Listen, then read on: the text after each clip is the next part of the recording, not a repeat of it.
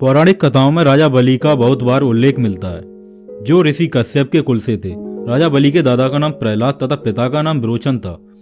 वह महर्षि कश्यप तथा दैत्य हिरण्य कश्यप के कुल में जन्मा एक दैत्य राजा था।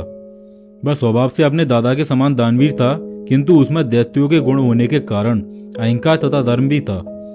आज हम आपको दानवीर महाबली के जन्म, यज्ञ, शक्ति तथा पराक्रम के बारे में बताएंगे। राजा बलि के माता पिता का नाम विरोचन तथा विशालाक्षी था।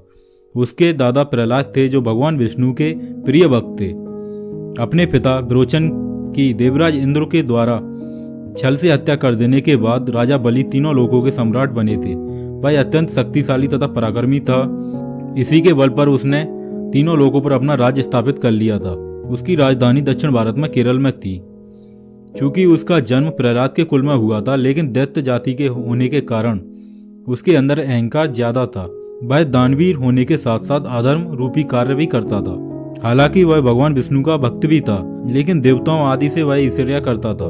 इसी ईर्ष्या में उसने इंद्र को उनके सिंहासन से अपदस्थ कर दिया था। उसने अपने गुरु शुक्राचार्य की सहायता से 100 अश्वमेध यज्ञों का आयोजन करवाया था।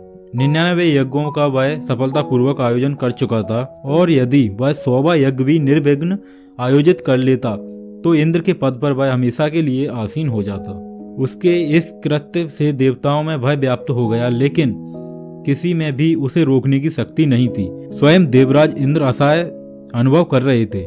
जब वह 100वां यज्ञ आयोजित करने जा रहा था, तब इंद्र सभी देवताओं के साथ भगवान विष्णु से सहायता मांगने गए तथा धर्म की रक्षा की बात की।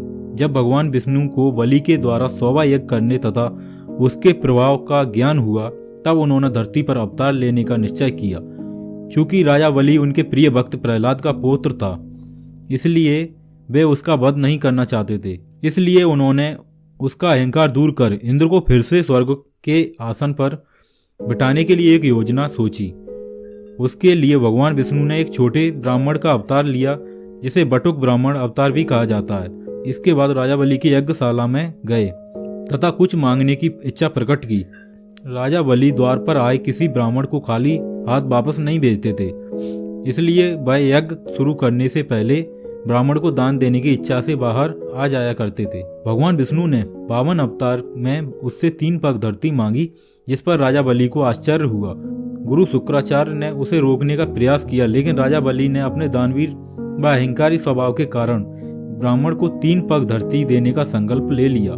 इसके पश्चात भगवान वामन ने अपना अवतार आकाश तक बड़ा कर लिया, जो संपूर्ण लोकों में फैल गया।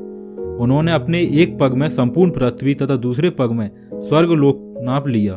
तीसरे पग को रखने की अब कोई जगह नहीं बची थी। यह देखकर राजा बलि का अहंकार नष्ट हो गया तथा उसने उनका तीसरा पग रखने के लिए अपना मस्तक आगे कर दिया।